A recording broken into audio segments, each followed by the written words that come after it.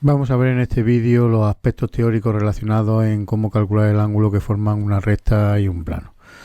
Bueno, pues lo primero que tendremos que evidentemente es atender a la posición relativa que tienen esa recta y un plano. Si son paralelos o la recta está incluida en el plano, es claro que en ese caso el ángulo que forman es de 0 grados y el único caso que habrá que estudiar es cuando son secantes, ¿vale? En este caso, pues el plano y la recta van a formar un ángulo determinado, vamos a llamarle phi. Bueno, pues podemos observar más detenidamente que ese ángulo phi, el que forman la recta y el plano, es el complementario al que forman un vector director de la recta con un vector normal al plano. Sea U un vector director de la recta de componente A, B y C minúscula y N un vector normal al plano pues de componente A mayúscula, B mayúscula y C mayúscula. Bueno, pues volvemos a repetir, el ángulo que forman la recta y el plano pues es el ángulo complementario al que forman ese vector normal y ese vector director.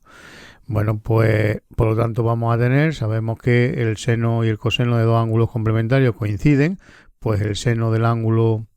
que buscamos pues será el coseno del complementario, es decir, el coseno del ángulo que forman un vector normal al plano y un vector director de la recta. Bueno, como hemos comentado en secciones anteriores, en vídeos anteriores, vamos a tomar siempre el valor absoluto,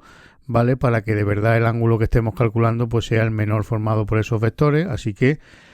el seno del ángulo que forman un plano y una recta pues se puede calcular de esta manera, valor absoluto del producto escalar de esos dos vectores, un vector director de la recta y un vector normal al plano, partido el producto de los módulos de ambos vectores. Bueno, pues ya que tenemos esta fórmula, simplemente un par de consideraciones. Por ejemplo, podemos observar que para que una recta y un plano sean paralelos, tienen que formar un ángulo de 0 grados, es decir, que el seno de ese ángulo valga 0, y por lo tanto, para que este cociente valga 0, el numerador tiene que valer 0 y por lo tanto el producto escalar de ambos vectores tiene que valer 0.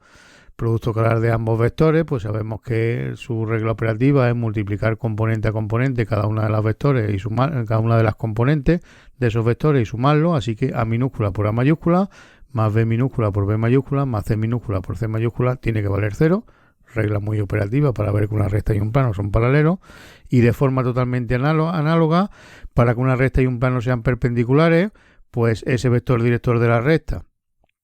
tiene que ser paralelo al vector normal al plano, es decir, sus coordenadas tienen que ser proporcionales. Así, pues el vector de componente ABC minúscula pues tiene que ser proporcional, es decir, un número real K por las componentes del vector perpendicular al plano, A mayúscula, B mayúscula y C mayúscula, para K algún número real. Entonces, estas coordenadas tienen que ser proporcionales.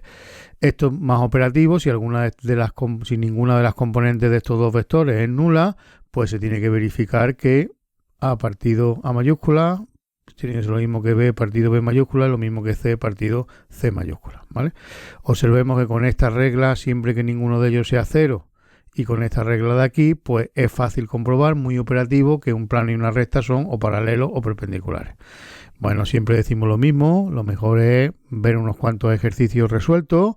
con su vídeo correspondiente en el canal de YouTube Edumaticus, donde podéis practicar pues una serie de ángulos entre plano y recta.